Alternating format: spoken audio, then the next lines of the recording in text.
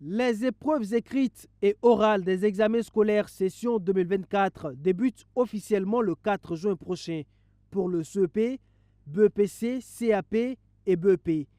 Quant au baccalauréat, les candidats sont convoqués à partir du 18 juin. Cette année, on note globalement une légère baisse des effectifs par rapport à 2023. 728 264 candidats contre 753 605 candidats l'année dernière, soit une diminution d'un peu plus de 25 000 postulants. Les chiffres ne sont pas alarmants, dira le ministre de l'Éducation nationale. Plusieurs facteurs peuvent expliquer cette situation.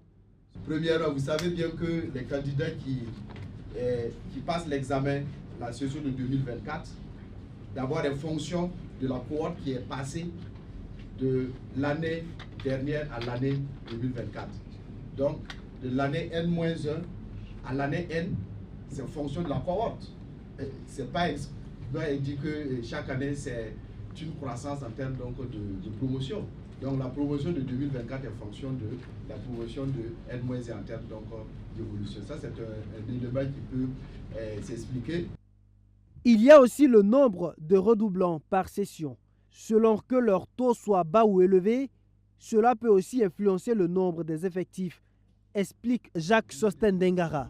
En ce qui concerne le budget de l'organisation des examens, il est estimé à un peu plus de 23 milliards de francs CFA. Il connaît une légère baisse de près de 78 millions de francs CFA. L'innovation cette année, c'est l'amélioration du système de gestion des examens. Il a été optimisé pour prendre en compte les imperfections de l'année dernière.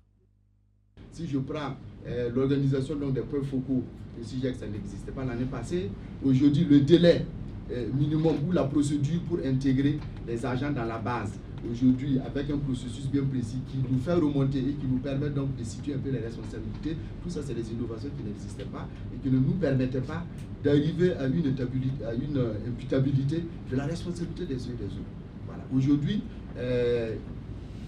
en tout cas plusieurs acteurs ont fait des notes d'explication. Si on devrait faire ça, vous ne l'avez pas fait, et qui nous met en retard, naturellement que chacun va s'expliquer. En ce qui concerne l'organisation des examens dans les zones à fort défi sécuritaire, le ministre en charge de l'Éducation nationale rassure que toutes les dispositions sont prises pour permettre aux candidats et autres acteurs du système éducatif de travailler dans la quiétude.